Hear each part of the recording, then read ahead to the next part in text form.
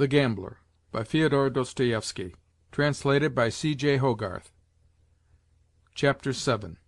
In the morning I sent for the maître d'hôtel, and explained to him that in future my bill was to be rendered to me personally.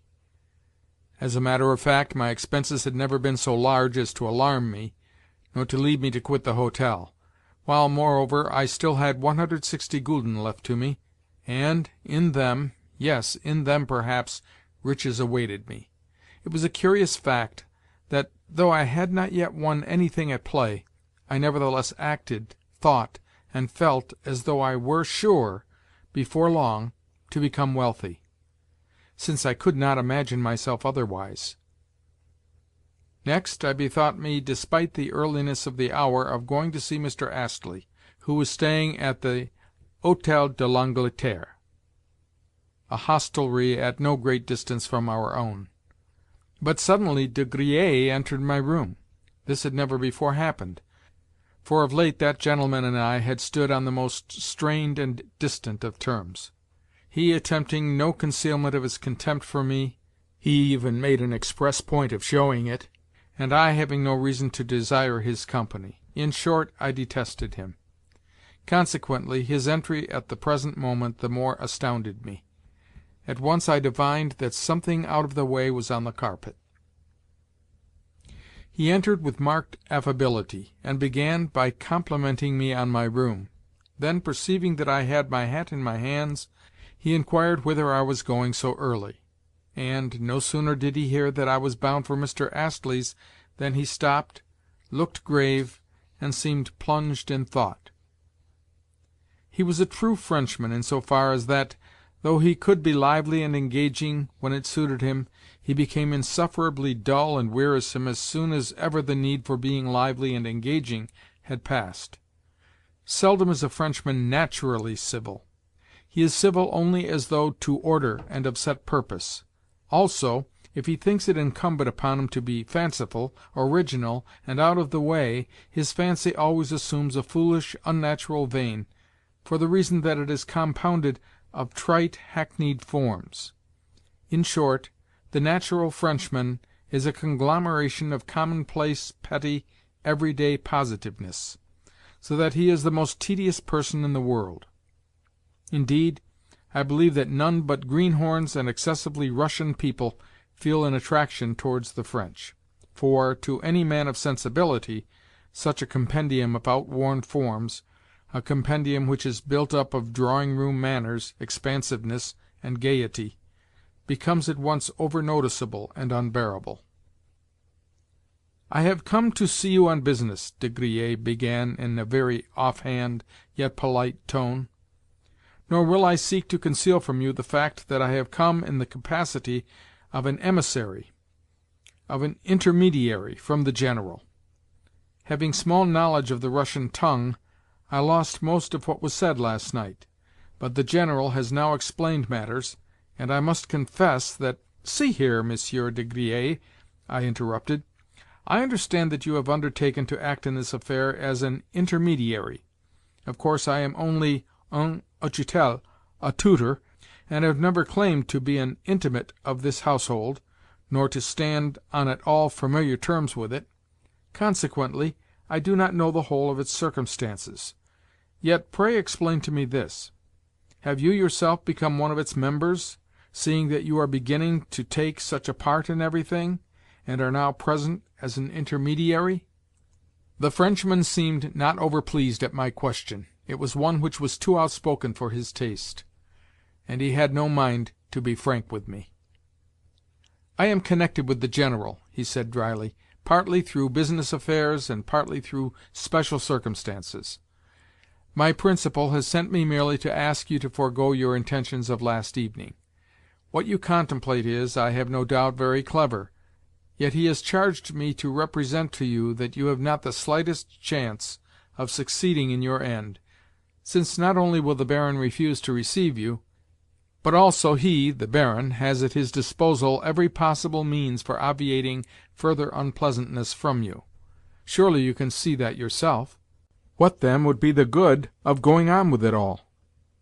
On the other hand, the General promises that at the first favorable opportunity he will receive you back into his household, and, in the meantime, will credit you with your salary, with vos appointements. Surely that will suit you, will it not?" Very quietly I replied that he, the Frenchman, was labouring under a delusion, that perhaps after all I should not be expelled from the Baron's presence, but, on the contrary, be listened to.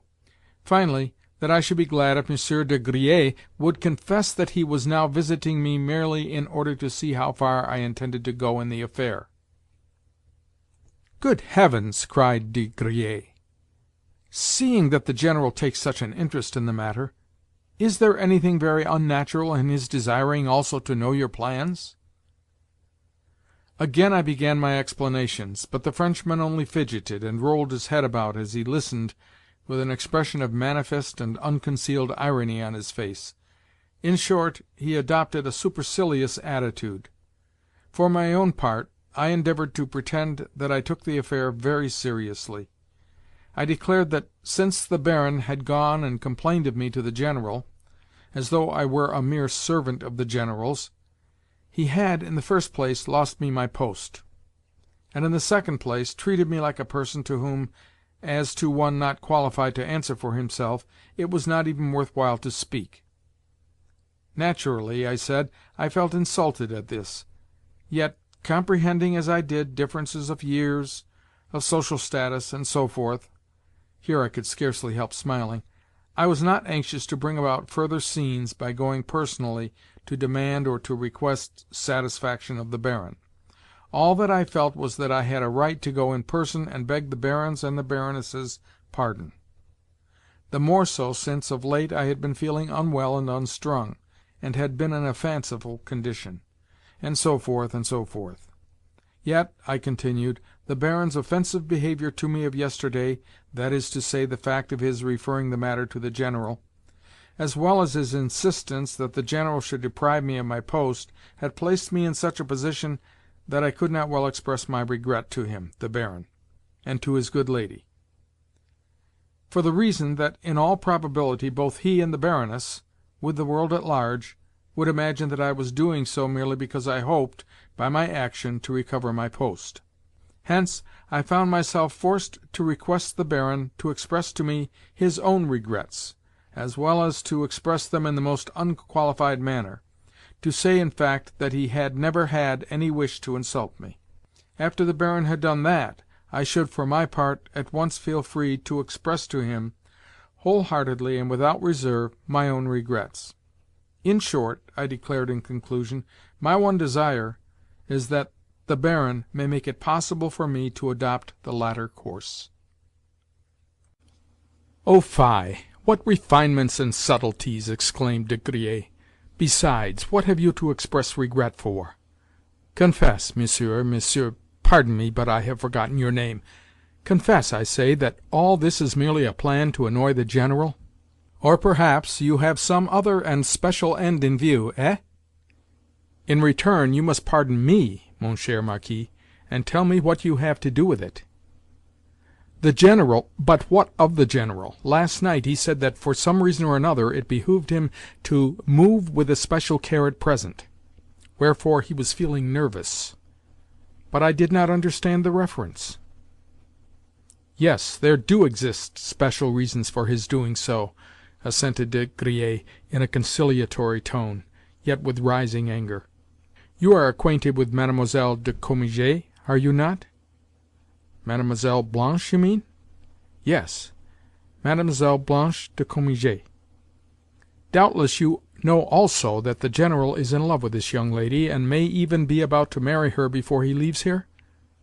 Imagine, therefore, what any scene or scandal would entail upon him." "I cannot see that the marriage scheme need be affected by scenes or scandals." "Mais le Baron est si irascible, un caractère puissant, vous savez. Enfin, il fera une querelle dans le monde." "I do not care," I replied, seeing that I no longer belonged to his household. Of set purpose I was trying to talk as senselessly as possible. But is it quite settled that Mademoiselle is to marry the General? What are they waiting for? Why should they conceal such a matter, at all events from ourselves, the General's own party? I cannot tell you.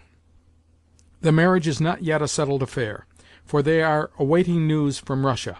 The General has business transactions to arrange. Ah, connected doubtless with Madame his mother? De Griers shot at me a glance of hatred. To cut things short, he interrupted, I have complete confidence in your native politeness as well as in your tact and good sense. I feel sure that you will do what I suggest, even if it is only for the sake of this family, which has received you as a kinsman into its bosom, and has always loved and respected you. Be so good as to observe, I remarked, that the same family has just expelled me from its bosom. All that you are saying but for show. But when people have just said to you, of course we do not wish to turn you out yet, for the sake of appearances, you must permit yourself to be turned out. Nothing can matter very much. Very well, then, he said in a sterner and more arrogant tone. Seeing that my solicitations have had no effect upon you, it is my duty to mention that other measures will be taken. There exist here police, you must remember, and this very day they shall send you packing. Que diable! To think of a blanc bec like yourself challenging a person like the Baron to a duel! Do you suppose that you will be allowed to do such things? Just try doing them, and see if any one will be afraid of you. The reason why I have asked you to desist is that I can see that your conduct is causing the General annoyance. Do you believe that the Baron could not tell his lackey simply to put you out of doors? Nevertheless, I should not go out of doors, I retorted with absolute calm. You are laboring under a delusion, Monsieur de Griers. The thing will be done in far better trim than you imagine. I was just about to start for Mr. Astley's, to ask him to be my intermediary, in other words, my second. He has a strong liking for me, and I do not think that he will refuse. He will go and see the Baron on my behalf, and the Baron will certainly not decline to receive him. Although I am only a tutor, a kind of subaltern, Mr. Astley is known to all men as the nephew of a real English lord, the Lord Pybrook, as well as a lord in his own right. Yes, you may be pretty sure that the Baron will be civil to Mr. Astley and listen to him. Or, should he decline to do so, Mr. Astley will take the refusal as a personal affront to himself, for you know how persistent the English are, and thereupon introduce to the Baron a friend of his own, and he has many friends in a good position. That being so, picture to yourself the issue of the affair, an affair which will not quite end as you think it will. This caused the Frenchman to bethink him of playing the coward. Really, things may be as this fellow says, he evidently thought. Really, he might be able to engineer another scene. Once more, I beg of you to let the matter drop, he continued in a tone that was now entirely conciliatory. One would think that it actually pleased you to have scenes. Indeed, it is a brawl rather than genuine satisfaction that you are seeking. I have said that the affair may prove to be diverting, and even clever, and that possibly you may attain something by it. Yet none the less I tell you," he said this only because he saw me rise and reach for my hat, "that I have come hither also to hand you these few words from a certain person. Read them, please, for I must take her back an answer." So saying, he took from his pocket a small, compact, wafer-sealed note, and handed it to me. In Polina's handwriting I read: "I hear that you are thinking of going on with this affair. You have lost your temper now, and are beginning to play the fool. Certain circumstances, however, I may explain to you later. Pray cease from your folly, and put a check upon yourself, for folly it all is. I have need of you, and moreover you have promised to obey me. Remember the Schlangenberg. I ask you to be obedient. If necessary, I shall even bid you be obedient. Your own, Polina. P.S. If so be that you still bear a grudge against me for what happened last night, pray forgive me." Everything, to my eyes, seemed to change as I read these words. My lips grew pale, and I began to tremble. Meanwhile the cursed Frenchman was eyeing me discreetly and askance, as though he wished to avoid witnessing my confusion. It would have been better if he had laughed outright. "Very well," I said. "You can tell Mademoiselle not to disturb herself. But," I added sharply, "I would also ask you why you have been so long in handing me this note. Instead of chattering about trifles, you ought to have delivered me the missive at once, if you have really come commissioned as you say." "Well, pardon some natural haste on my part, for the situation is so strange. I wished first to gain some personal knowledge of your intentions, and moreover I did not know the contents of the note, and thought that it could be given you at any time." "I understand," I replied. "So you were ordered to hand me the note only in the last resort, and if you could not otherwise appease me. Is it not so? Speak out, Monsieur de Griers." "Perhaps," said he, assuming a look of great forbearance, but gazing at me in a meaning way. I reached for my hat, whereupon he nodded and went out. Yet on his lips I fancied that I could see a mocking smile. How could it have been otherwise? "You and I are to have a reckoning later, Master Frenchman," I muttered as I descended the stairs. "Yes, we will measure our strength together." Yet my thoughts were all in confusion, for again something seemed to have struck me dizzy. Presently the air revived me a little, and, a couple of minutes later, my brain had sufficiently cleared to enable two ideas in particular to stand out in it. Firstly, I asked myself, which of the absurd, boyish, and extravagant threats which I had uttered at random last night had made everybody so alarmed? Secondly, what was the influence which this Frenchman appeared to exercise over Polina? He had but to give the word, and at once she did as he desired. At once she wrote me a note to beg of me to forbear. Of course, the relations between the pair had, from the first, been a riddle to me. They had been so ever since I had first made their acquaintance.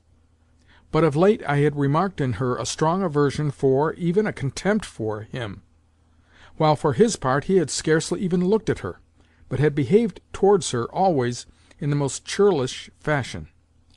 Yes, I had noted that. Also, Polina herself had mentioned to me her dislike for him, and delivered herself of some remarkable confessions on the subject. Hence, he must have got her into his power somehow. Somehow he must be holding her as in a vice. End of Chapter 7. Recording by Bill Borst.